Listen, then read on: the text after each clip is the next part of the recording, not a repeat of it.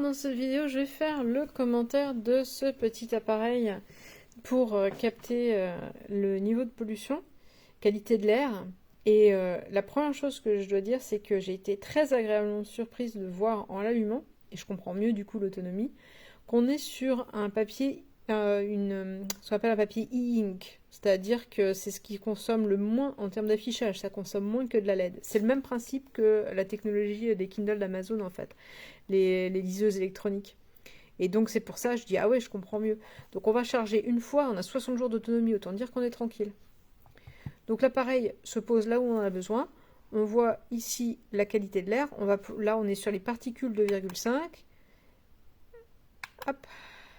On va passer dans différents trucs de qualité. Donc ça c'est un indicateur de qualité générale. Le niveau de CO2. Voilà. Différents indicateurs qui vont nous permettre de voir la qualité de l'air, sachant qu'on peut toujours contrôler avec la petite couleur qui est là. Le taux d'humidité, la température, l'heure. Il était déjà réglé à l'heure. On peut mettre il y a une alarme et on a l'autonomie restante. On peut faire avec un double clic un système qui va tourner entre les indicateurs.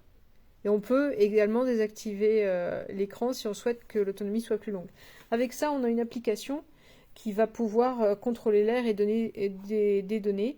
Par contre, petit commentaire sur l'application, elle n'était pas compatible avec un de mes deux téléphones. Donc ça tombe bien, j'en ai deux, j'en ai un qui les teste, c'était compatible avec ma tablette, je l'ai installé dessus. Mais c'était pas compatible avec un de mes téléphones plus basiques. Donc c'est bon à savoir quand même que ça se met pas avec tout.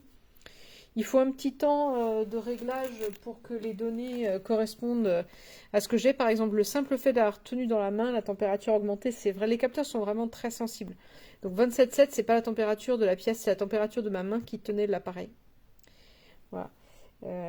Donc, hop, je vais arrêter le passage parce que moi, ça me satisfait parfaitement de rester sur le taux de particules. Donc les petites particules fines. Alors ça c'est plus utile l'été. Pour nous c'est utile aussi parce qu'on se chauffe avec un poêle et ça peut nécessiter d'aérer.